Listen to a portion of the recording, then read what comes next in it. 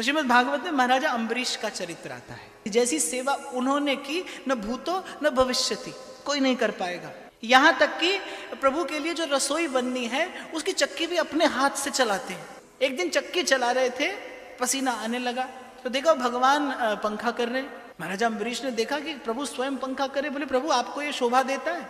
तो भगवान ने कहा आपको ये शोभा देता है? आप पूरी पृथ्वी के एक छत्र राजा हैं और आप यहाँ बैठकर चक्की चला रहे हैं। और फिर भगवान ने कहा हमारा तो स्वभाव ही ऐसा है, जो मेरी सेवा करता है मैं उसकी सेवा करता हूँ। और सेवा के प्रभाव से कैसा अधिकार महाराजा अम्बरीश ने भगवान के हृदय पर पाए तो संसार ने देखा। तो भगवान के मन में इच्छा हुई कि महाराजा अम्बरीश की सेवा, इनका यश, इनकी भक्ति संसार में प्रकट हो। बस एक दिन आप पहुंचे दुर्वासा, और महाराजा अम्बरीश का नियम था, उन्होंने एक व्रत का अनुष्ठान लिया था कि वो द्वादशी प्रधान एकादशी का व्रत करते थे। अब दुर्वासा आप पहुंचे, महाराज ने बड़ा सत्कार किया।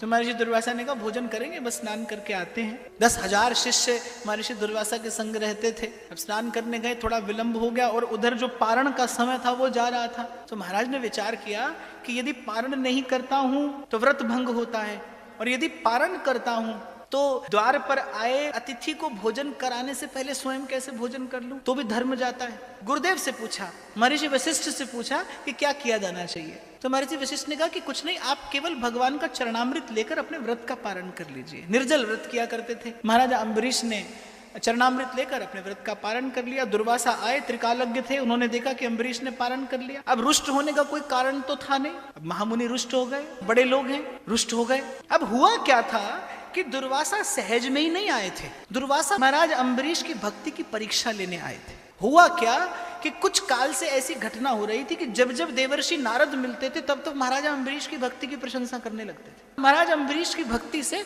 उनको ईर्ष्या होने लगी। तो बोले देखकर तो आए कि आखिर ऐसी कैसी भक्ति अम्बरीश करता है। पहुंच गए, परीक्षा लेने आए थे। क्रोध आ गया, विवेक नहीं रहा, अपनी एक जटा से कृत्या उत्पन्न कर दी कि जाओ अम्बरीश को नष्ट कर दो। इसे बड़ी अपनी भक्ति का अभिमान हो गया। महर्षि दुर्वासा जानते नहीं थे, चक्रराज सुदर्शन सदा महाराजा अम्बरीश की रक्षा में तत्पर रहते थे। भक्त का अहित कैसे हो सकता है? अपना मान टले टल जाए पर भक्त का मान न टलते देखा। दुर्वासा ने कृत्या उत्पन्न की। चक्रराज सुदर्शन महाराज अम्बरीश की सेवा में सदा उपस्थित रहते थे। कृत्या को जलाकर भस्म किया चक्रराज सुदर्शन ने और दुर्वासा के पीछे भागे। दुर्वासा ब्रह्मलोक गए, कैलाश गए, किसी ने ठौर नहीं दी। समझ में आता है कि भगवान के अपराधी को कौन समर्थन दे, लेकिन भगवान ने भी स्वीकार नहीं किया। भगवान कहते कि ब्रह्म हत्या के बाद भी यदि कोई शरण में आता है तो मैं उसको स्वीकार करता हूं। और दुर्वासा ने तो क्या क्या दुहाई नहीं दी।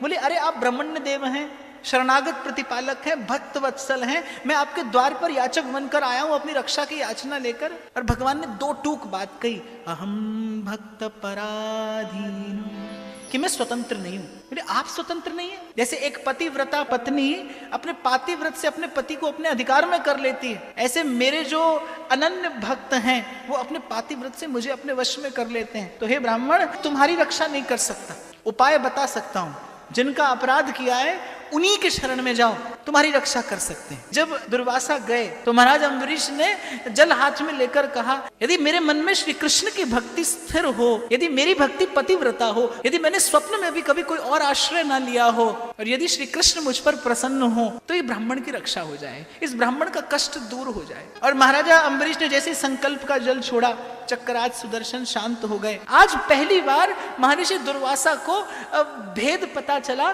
कि तप से जो प्राप्त किया जाता है उसका गुण क्या होता है, प्रयास से जो प्राप्त किया जाता है वो वस्तु कैसी होती है, और भगवान के और भक्त के प्रसाद से जो वस्तु मिलती है वो वस्तु कैसी होती है। दुर्वासा ने पहली बार भक्ति की शक्ति भी देखी और भक्ति का गौरव भी देखा। भगवान महर्षि दुर्वासा ने भक्ति का स्वभाव भी देखा और भक्ति का प्रभाव भी देखा। जिसके सिर ऊपर तुम स्वामी, सो दुख कै